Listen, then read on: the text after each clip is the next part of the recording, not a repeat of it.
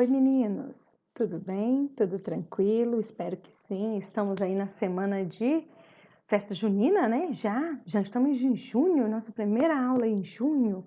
Meu Deus, passou assim, ó, voando aí. Já olhando as coisas para o segundo bimestre, já vendo a questão do simulado. Eu espero que vocês estejam lendo o nosso livro, tá? Essa semana eu já vou querer os quatro primeiros capítulos, tá? Ó, isso até sexta-feira que vem, tá? Muita calma nessa hora. E aí nós temos aí o primeiro capítulo, o Sr. Sherlock Holmes, a ciência da dedução, o mistério de Lauriston Garden e o que John Hayes tinha a dizer, tá? Lembrando que esse livro, nós temos, na verdade, duas partes. Então, nós temos a primeira parte, que é a reimpressão das memórias do Dr. John A. Watson, ex-oficial do Departamento Médico do Exército Britânico, e nós temos a segunda parte, que é a Terra dos Santos, tá? Mas como é uma narrativa muito boa, como vocês estão esperando muito por esse livro para ler, uma narrativa fantástica, um conto fantástico, né? E vocês vão apaixonar por esse livro. Eu lembro que vocês já estavam muito curiosos, querendo muito ler. Eu creio que outros já até leram tudo, né? Porque quando a leitura é gostosa, a gente lê tudo de uma vez. Mas não se preocupe, tudo no seu tempo, tudo façam, ó. Venham as séries que vocês gostam, estuda as matérias, leia um livro, lembra aquele esquema que eu falei. Pega hoje 10 minutinhos, 15 minutinhos. Ah, não, hoje eu quero ficar meia hora lendo o livro. Ó, tem dia que a gente pode e quer, fica até 1, 2 horas lendo um livro, né? Eu, por mim, uma sentada eu leio, tanto que eu gosto. Mas temos outras coisas para fazer. Então, lê 10 minutinhos. Ah, vou ler esse capítulo hoje, vou ler esse capítulo amanhã. Vou ler, né? Faça do seu jeito, da sua forma. Entenda, a leitura tem que ser gostosa, né? Tem que ser um momento prazeroso, não uma obrigação, ok?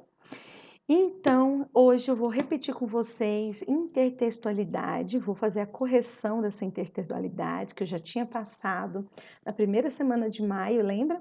Passei a página 18 a 22 no módulo 2 do capítulo 4. E também vou falar um pouquinho mais sobre intertextualidade, porque a intertextualidade vai ser o tema do nosso simulado, que eu já expliquei para vocês o que é o simulado, né? Simulado simula algo, então simula uma prova do Enem, uma prova de vestibular, que geralmente quando as pessoas vão fazer uma universidade, isso lá no terceiro ano já, vocês vão fazer uma prova ou um Enem ou um vestibular para poder ingressar na universidade ou na faculdade. Então é importante que vocês já aprendam, entendam como que se faz, como que é e sintam-se seguros para fazer, certo? Lembrando que o nosso tema de redação e literatura são muito, muito, muito importantes. Então agora um pouquinho mais leve, através da interpretação, né? Mas posteriormente, sim, trabalhando mais as redações mesmo, para a gente poder estar aí tirando assim os 1000 pontos, né? Mas calma, isso tudo no seu devido tempo, ok? Então vem comigo para nossa aula de redação e literatura. Tá, vamos lá na página 19 fazer a correção. Essa tarefa antiguíssima. Lembrando, gente, que eu vou contar as tarefas que vocês fazem, já valendo ponto também, tá bom? Então, vamos lá. Então, nós vamos ter as tarefas, valendo ponto. Toda a tarefa que eu passo, vocês têm uma semana para fazer, igual essa aqui tem bem mais de uma semana, né? Um mês, e aí vou contar ela também. Ai, professora, eu não mandei, ai, eu esqueci. Calma, manda agora, não tem problema. Importante você fazer, importante você tentar, tá ok? Nas outras que eu vou passando, você faz dentro do período. Então, vamos lá. Aí nós estou no módulo 2, na página 19, 18 e 19, sobre intertextualidade. Aqui a gente vai ver duas figuras maravilhosas, três figuras, né? O Renascimento de Vênus, de Sandro Botticelli, né? E aí depois nós temos outras figuras, outros desenhos representando a mesma forma, ou seja, tem intertextualidade, que ela não só é A intertextualidade não só aparece no texto, em música, em filme, ela pode aparecer também numa tela, tá? E então aí a gente vai para a página 19. Ó, a número 1 aqui, reúna-se com o colega, observem a tela a seguir. Letra A, agora observe as imagens a seguir. Aí vem aqui, ó, nesse cantinho aqui, vem comigo. Identifique quais dessas imagens estabelecem intertextualidade com a pintura, o nascimento de Vênus. Aí eu pus aí para vocês, ó, dessas imagens, as que têm intertextualidade com o nascimento de Vênus é a letra B, que é essa, apesar que faz uma crítica digital, né? Aí nós temos a letra C, que é essa. Nós temos a letra E, que é essa aqui também, né? Não sei se dá para vocês verem essa. E nós temos também a letra F, que é essa, né? A letra D e a letra A não fazem parte. Tá. Letra B. Que elementos das imagens selecionadas permitem a identificação e a interação entre elas? Ó, na imagem da B, a presença das personagens principais, Vênus, retratada como um robô, saindo da concha do mar, aqui, né? Saindo da concha do mar. Na imagem C, aqui, todos os elementos retomam a teia de Botticelli, tanto os personagens quanto o cenário. Nas imagens E e F, tá? Aparece novamente a ideia do nascimento de Vênus, que sai de uma concha. Na letra C, apesar de representar tanto os personagens quanto o cenário retratado na pintura de Botticelli, o que diferencia a pintura C da obra original? Bom, isso aí cada um vai ter uma percepção. Eu coloquei aqui para nós, ó, aqui, ó, tá? A obra de Botticelli apresenta detalhes do cenário e do corpo dos personagens mais próximos do real, apresentando a riqueza de detalhes. Por sua vez, na tela C, o artista faz uso do traço que fogem das características renascentistas presentes na obra de Botticelli, não se preocupando em caracterizar seus personagens próximos à realidade, ou seja, assim, ele fez, mas não colocou tão próximo da realidade como tinha como poderia ser, né? Agora vamos lá para número 20 e 21, tá? Não, agora só 20, depois do 21. Aqui nós estamos, tá? A tela B, ao dialogar com a tela de Botticelli, apresenta um novo sentido. Observe o personagem que foi inserido na posição de Vênus. Explique qual é esse sentido. Gente, também seria uma resposta pessoal, e aqui eu estou dando uma ideia. Então, você olha a sua, se aproxime da resposta que eu coloquei aqui. Ao colocar na posição de Vênus, saindo da concha, a imagem de uma mulher robô, a pintura faz referência ao nascimento da era dominada pelas máquinas ou por aparelhos eletrônicos. E diria mais, ou pela tecnologia, né? Tecnologia de informação, isso tudo que está acontecendo. Número 2. Essa 2 eu achei muito engraçado, que teve uma aluna aí que perguntou no grupo lá sobre o Titanic, e eu fiquei rindo, porque, gente, o Titanic, na minha época de adolescente, eu assisti só 7 vezes no cinema, para vocês verem o tanto que eu gosto da obra. E depois eu assisti, perdi a conta de quantas vezes assisti na televisão aberta, né? Canal fechado, mas assim, não no cinema, mas na televisão. Mas quando estreou o Titanic, eu assisti 7 vezes no cinema. Eu fui 7 vezes no cinema para assistir. E achei muito engraçado. Mas às vezes a gente não tem essa referência. Aí eu lembro que outro aluno aí, eu sei quem foi, mas não vou falar, falou, não, vai assistir o filme. E eu espero que ela tenha assistido esse filme e tenha gostado, porque Titanic é muito legal, porque é uma história real, que eles criaram uma história fictícia em cima, né? Então, tem intertextualidade da realidade, parte do real por ficcional. Então, é muito interessante. E aí, ó, 2. A capa da revista da Turma da Mônica, reproduzida abaixo, estabelece uma intertextualidade com o cartaz do filme. Observe as imagens. Aí nós temos aí a Titônica, né, com Cebolinha, e a Kate representando o Jack, e a Kate Winslet, né, representando a Mônica. E tem, olha que legal, aqui tem o capitão, aqui tem o amigo, os passageiros, as pessoas, né? Então vamos lá, letra A. Para que o diálogo entre esses dois textos ocorresse, foi necessário que o autor da capa da revista de HQ incorporasse alguns elementos do filme, está afirmando. Observe novamente o cartaz e identifique os elementos incorporados. Aí tá, os personagens Mônica Cebolinha fazendo o par romântico do filme, o navio, o nome do navio, o título da revista, que se refere ao título do filme, o papel com a ilustração da Mônica, lembrando a cena que o personagem Leonardo DiCaprio faz com a Kate Winslet, né? Letra B. Quando se estabelece uma intertextualidade, é comum incorporar alguns elementos e atribuir a eles um novo sentido. Quais elementos ganharam um novo sentido na capa da revista? Gente, é o título, a Titônica. Titanic mais Mônica, então a Titônica, né? Para se referir ao filme Titanic. C.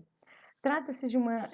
Com base nas questões anteriores, é possível afirmar que a intertextualidade é explícita, há uma referência direta a outro texto, ou implícita. O leitor deve inferir por meio de conhecimentos prévios que um texto dialoga com o outro. Gente, trata-se de uma intertextualidade explícita, pois os próprios elementos, como personagem, título e local, já indicam a referência ao outro texto, certo?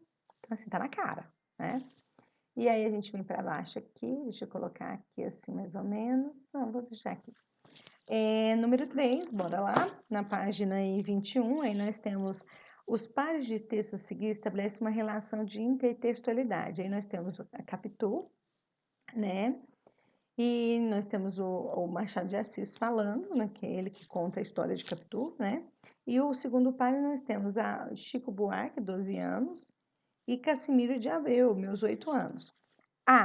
Em algum momento dos textos, os autores afirmam explicitamente qual textos estão dialogando? Não. Você tem que ter uma, uma pré-referência desses textos, né? B. Identifique nos pares de textos 1 e 2 que elementos permitem essa intertextualidade entre os trechos. Nos pares 1, dos textos 1, a referência aos olhos de Capitu, olhos de ressaca. Nos pares 2, a estrutura, a referência à saudade da infância. Na C, a gente vai deixar, né? Em ambos os pares são letras de música, estabelecem um diálogo com o romance e o poema, respectivamente foram produzidas em momentos posteriores. Caso não tivessem sido dados os textos do romance e do poema, você teria identificado quais textos essas letras dialogam? Assim, é pessoal, mas eu creio que pelo menos, eu conseguiria identificar porque eu já li Dom Casmurro, eu já li a história de Capitu, e vocês já viram muito falar sobre Dom Casmurro, sobre Capitu, né? Será que ela traiu o Bentinho com o melhor amigo? Será que não? Será que foi da imaginação dele, né? Eu tenho toda essa expectativa aí, né?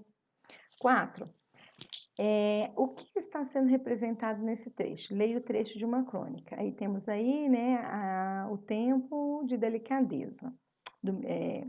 Na paixão, a gente quer se fundir com o outro para sempre, de corpo e alma, perde totalmente o centro da gravidade, aí sim vai, né? Como naquele lindo conto de Murilo Rubião chamado Bárbara, se outro disser isso, a gente vai airosamente buscar a ele que quer. O que está sendo apresentado nesse trecho? As atitudes que a paixão desperta e o que ela representa para as pessoas.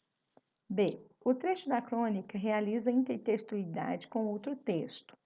Qual texto? Com o conto de Bárbara de Murilo Rubião. Inclusive, ele cita, né? C. Que recurso gráfico foi empregado para indicar a intertextualidade? Gente, as aspas, né? Eles colocaram entre aspas, vai ali buscar a estrela ou mesmo a lua, e aí, que indica a citação dele, né? Inclusive está entre parênteses ali, mas está lá, ó. Por exemplo, se eu fosse citar alguma parte, sempre a citação direta não é meu, não é eu que estou falando, então eu tenho que ter minhas aspas. D. Como foi possível identificar com qual texto se estabelece um diálogo? Lá, por meio da citação direta do trecho do conto de Murilo Rubião. Inclusive, ele cita o Murilo Rubião, né? Ele põe o trecho e cita a obra e o autor. Lembra que sempre eu falo em relação à citação? Então é isso, vamos para frente. Aí eu vou colocar aqui, ó. Minha terra tem Corinthians, onde canta o sabiá. E minha terra tem Palmeiras, minha terra tem Palmeiras, onde canta o sabiá. Cada um tem o time que quiser. Ou seja, porque na realidade, o poema é Minha terra tem palmeiras onde canta o sabiá. As aves que aqui não regozijam como lá, né? Então, o que que acontece aqui, ó? Essa palmeira aqui não é o palmeira, meu time, não é meu time, que vocês sabem que meu time é outro, mas então, assim, ele não canta, né? O Palmeiras, a rivalidade aqui, então ele colocou o Corinthians, né? E tem intertextualidade? Tem, do texto no comics, na historieta do Maurício de Souza, maravilhoso aí. Então, minha terra tem Corinthians, Corinthians, meu, onde canta o sabiá. Aí, não, cada um tem o time que quiser. Então, se fosse contar, minha terra tem Goiás, onde canta o sabiá. Minha terra tem Vila, onde canta o sabiá. Que loucura. Mas entende a intertextualidade, deixando as brincadeiras de lado. Aí eu venho aqui, ó, a intertextualidade é a influência ou relação entre dois ou mais textos existentes, entre ele e em outro texto, obra, música, pintura ou comics. Tais referências podem ser notadas de formas explícitas ou implícitas e representadas sob diferentes formas, seja elas auditivas, visuais ou escritas. Aí implícita e explícita. Implícita não é facilmente identificada pelos leitores, exigindo recorrer a conhecimentos prévios para compreender o conteúdo, tá? Por isso, não estabelece relação direta com o texto-fonte, nem elementos que o identifiquem. A explícita, ou seja, está na cara, os leitores identificam a intertextualidade de forma rápida por meio de elementos, relação direta estabelecida com o texto-fonte. Não exige que haja dedução ou algum conhecimento prévio para a compreensão. Ou seja, bater o olho você vai saber. Gente, isso aqui é uma intertextualidade. Continuando. Aí nós temos os tipos, que é alusão, recurso que faz referência de elementos presentes em outro texto de forma direta, ou seja, por meio de características simbólicas, né? O mais bonito de todos era, sem dúvida, Narciso. Meu filho e não outro. Alusão à beleza do herói grego. Então, alusão é quando eu já deixo claramente aqui. Citação, quando o autor acrescenta parte de outras obras na sua produção textual, ocasionando uma intertextualidade também indireta, né? Vou colocar aqui, pode ser itálico, né? Pode ter aspas e pode citar, igual a gente viu do Murilo Rubião. Epígrafe, acréscimo de parágrafo ou frase que se relaciona ao texto que está sendo escrito. O recurso é bastante utilizado em trabalhos científicos e obras, sendo colocado em seu início. Exemplo, o mais corajoso dos atos ainda é pensar com a própria cabeça, do Coco Chanel. Paráfrase, do grego paráfrase, que significa repetição de sentença. A paráfrase é a recriação de um texto que já existe, mantendo a mesma ideia, porém utilizando outras palavras. O objetivo é reafirmar a ideia do texto-fonte, porém com estrutura de estilos próprios. Aí eu tenho alguns exemplos que eu vou passar, aí mais tipos de intertextualidade, que é a paródia, né? Muito presente nos programas humorísticos. A paródia consiste na subversão do texto original, porém sob forma crítica ou sátira, né? É para fazer uma crítica, uma reflexão. A bricolagem, processo encontrado na música e artes plásticas, que consiste na montagem de um texto a partir de fragmentos do outro. Exemplo do filme Shrek, para abordar diversos temas diferentes de contos de fadas, né? Vamos lá. Aí nós temos sample, pastiche, crossover, transliteração, tá? Que eu já falei para vocês, e alguns exemplos, texto bíblicos, eu até coloquei a música da Legião Urbana, de Camões, né? Só para lembrar. Aí eu chego aqui no exercício que eu quero fazer com vocês. Intertextualidade PUC de Minas, para vocês terem uma ideia como que cai isso no vestibular. Até tu, Brutus. Sim, foi esse o modo com que eu quis anunciar que Macabea morreu. Vencer o príncipe das terras. Enfim, a coroação. Qual foi a verdade da minha maca? Basta descobrir a verdade que ela logo já não é mais. Passou o momento. Pergunta o que é? Resposta não é. Mas que não se lamente os mortos. Eles sabem o que fazem. Eu estive na terra dos mortos e depois do terror tão negro ressurgir em perdão. Sou inocente. Não me consumam. Não sou vendável. Ai de mim. Todo na perdição e como se grande culpa fosse minha. Quero que me lavem as mãos e os pés depois que untem os olhos santos de tanto perfume. Ah, que vontade de alegria! Estou agora me esforçando para rir, em grande gargalhada. Mas não sei por que não rio. A morte é um encontro consigo, deitada, morta. Era tão grande como um cavalo morto. O melhor negócio é ainda o seguinte: não morrer, pois morrer é insuficiente, não me completa. Eu que tanto preciso. Macabea me matou. Ela estava, enfim, livre de si e de nós. Não vos assusteis. Morrer é um instante, passa logo. Eu sei porque acabo de morrer com a moça. Desculpai-me esta morte, tá? A Hora da Estrela, de Clarice Lispector. Aí você vê.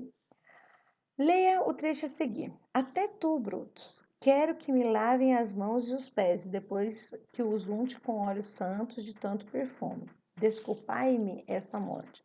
Gente, até tu, Brutus, foi se não me engano, foi o César que falou quando ele foi, não sei se foi o César bem, agora eu não lembro agora direitinho o que é para falar para vocês, mas assim, teve um rei que todo mundo esfaqueou ele na história. E aí ele vira pro primo que fala, até tu, Brutus, as pessoas que eu confiasse, você foi lá e me matou, por isso que esse trecho. E aí, quero que me lavem as mãos e os pés e depois. Isso também é uma parte bíblica, né? E o encolhe os santos de tanto perfume, né? E desculpai-me esta morte. Então, assim, fazem referências, né? Há exemplo de referência intertextual aonde? Na 1 e na 2, porque até Brutus, agora eu não lembro o rei que foi, mas teve isso, e eles falam. Vocês veem em história, creio. E esse aqui é a parte bíblica, então nós temos a 1 e a 2, ok? Então, meus amados, era isso que eu queria mostrar para vocês, como é que se apresenta, tá? Vou passar exercício para vocês, quero que vocês leiam o livro e até mais. Até semana que vem, faça meus exercícios, leia os 4 capítulos que eu pedi do livro. Ah, 4 capítulos, não é nada. Tranquilo. 10 minutinhos e leia, tá bom? Beijo, tchau, tchau.